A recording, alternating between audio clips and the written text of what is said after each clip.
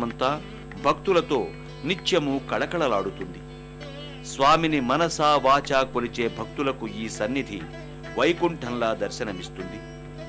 ఆయా పూజా ద్రవ్యాలను సేకరించుకున్న భక్తులకు ముందుగా ఆలయ గోపురం దర్శనమిస్తుంది. వివిధ దేవీ దేవతా మూర్తులతో అందంగా ఆహ్లాదంగా దర్శనమిచ్చే ఈ గాలిగోపురాన్ని ఇటీవల కాలంలోనే నిర్మించారు. దానిని దర్శించుకున్న భక్తులు ఓం నమో వెంకటేశాయ అని స్మరిస్తూ ప్రధానాలయ ప్రాంగణంలోకి చేరుకుంటారు.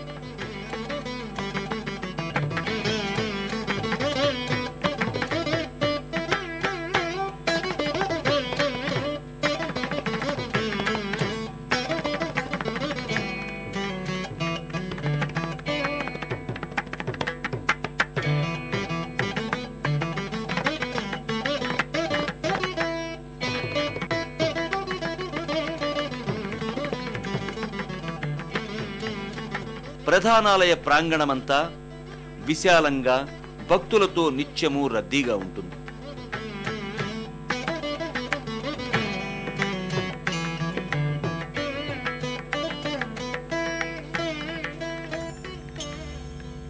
ప్రధానాలయ ప్రాంగణంలో కుడివైపున భక్తులకు శ్రీ ఆంజనేయ స్వామి వారి చిన్న మందిరం ఒకటి దర్శనమిస్తుంది.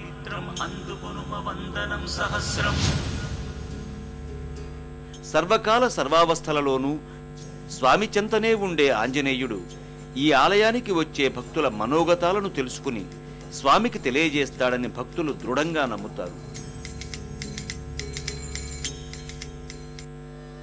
అనంతరం భక్తులు ఇక్కడే ఉన్న శ్రీ వెంకటనాథుడి కోటినామ స్తూపాన్ని కూడా భక్తితో దర్శించుకుంటారు.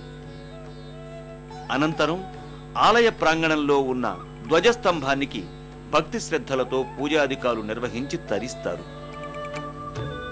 ధ్వజస్తంభ దర్శనం సర్వపాపహరణం అని పురాణాలు ఘోషిస్తున్నాయి. అలాంటి ధ్వజస్తంభ దర్శన మాత్రం చేతనే స్వామిని దర్శించుకున్నంత భాగ్యం కలుగుతుందంటారు. ఆ కారణంగానే భక్తులు ధ్వజస్తంభానికి భక్తితో ప్రణమిల్లుతారు. అనంతరం భక్తులు దీనికి సమీపంలోని పొన్న చెట్టుకు చేరుకుంటారు. ఈ పొన్న చెట్టుకు సంతానాన్నిచ్చే శక్తి ఉందని భక్తుల నమ్మిక. ఆ కారణంగానే మహిళా భక్తులు పొన్న చెట్టుకు భక్తి శ్రద్ధలతో ముడుపులు కడతారు.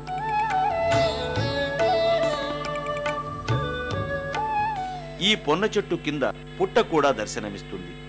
ఇక్కడే భక్తులకు నాగప్రతిమలు దర్శనమిస్తాయి.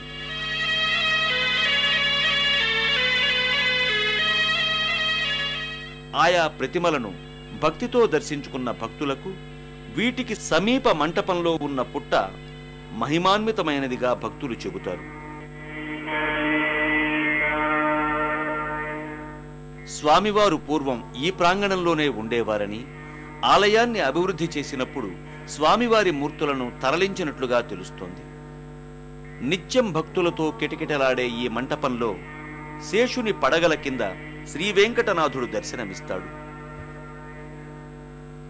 మనోహరంగా దర్శనమిచ్చే ఆ స్వామి తనను నమ్మిన భక్తులకు అభయమిస్తున్నట్లుగా కనిపిస్తాడు. ఆ స్వామి ప్రక్కనే గరుత్మంతుని మనోహరమైన మూర్తి ఒకటి దర్శనమిస్తుంది. స్వామి చెంత తానెప్పుడూ ఉంటానన్న రీతిగా ఇక్కడ గరుత్మంతుడు దర్శనమిస్తాడు. శ్రీ వెంకటనాథుడి మూర్తిని దర్శించుకున్న భక్తులు అనంతరం పుట్ట ప్రాంగణానికి చేరుకుని భక్తి శ్రద్ధలతో పూజాధికారులు నిర్వహిస్తారు.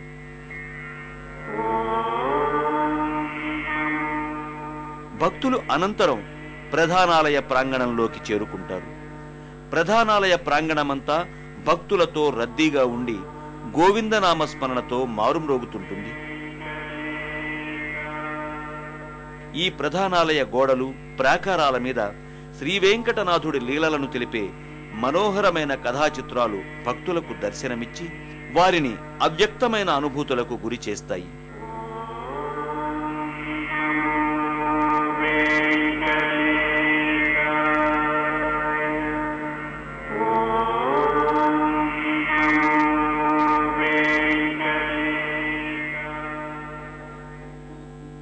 ఇక్కడ ఈ క్షేత్రంలో శ్రీ వెంకటనాథుడు కొలువై ఉండడానికి ఓ పురాణగాథ ప్రచారంలో ఉంది. బాల నరసింహరావు గౌడ్ అనే భక్తుడు శ్రీ వెంకటనాథుడి పరమ భక్తుడు. ఓ రోజు నరసింహరావు కలలో శ్రీ వెంకటనాథుడు ఫణిరాజ రూపమున కనిపించి ఆ క్షేత్రం పరమ పవిత్రమైనదని, తనకి స్థలము ప్రేమపాత్రమనియు, తానిక్కడ వెలిశానని, నాగరాజు రూపాన భక్తులకు స్వయంగా సాక్షాత్కారం అందించి వారికి నానా ముఖ కామితార్థములను అందిస్తానని చెప్పాడట. స్వామి అభీష్టం మేరకు నరసింహారావు ఈ క్షేత్రంలో ఆలయాన్ని నిర్మించినట్లు ఇక్కడి స్థల పురాణాల ద్వారా అవగతమవుతోంది. గర్భాలయంలోకి చేరుకున్న భక్తులు శ్రీ వెంకటనాథుడి దివ్యమంగళ రూపాన్ని దర్శించుకుని అలౌకికమైన ఆనందానికి లోనవుతారు.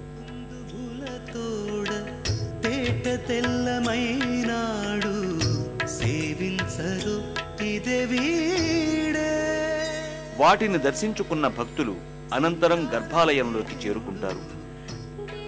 గర్భాలయమంతా శ్రీ వెంకటేశ్వరుని నామస్మరణతో మారుమ్రోగుతూ వైకుంఠాన్ని తలపిస్తుంది. ఈ ప్రాంగణంలోకి చేరుకున్న భక్తులు తమతో తెచ్చుకున్న కొబ్బరికాయలను, పూజా ద్రవ్యాలను స్వామి ప్రాంగణంలో సమర్పించుకుని అనంతరం గర్భాలయంలో కొలువైన శ్రీ వెంకటనాథుడి దివ్యమంగళ రూపాన్ని దర్శించుకుని శ్రీ వెంకట నివాసాయ శ్రీనివాసాయ మంగళం అంటూ భక్తి శ్రద్ధలతో ప్రణమిల్లుతారు.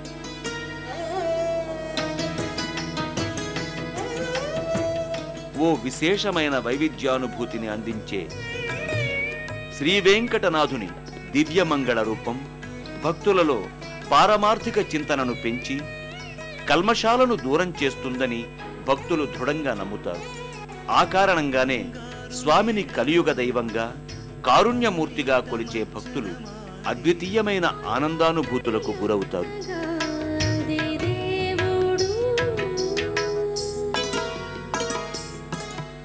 1961 సంవత్సరమున తుళ్ళూరు బాలనరసింహరావు గౌడ వారి చోటు కొద్దిగా ఉండేటప్పటికల్లా రేపల్ల బ్రిడ్జి పక్కన వైకుంఠపురం అని చెప్పని ఆ విగ్రహాలు పెట్టిన తర్వాతనే ఈ స్థానానికి వైకుంఠపురం అని చెప్పని పేరు వచ్చింది.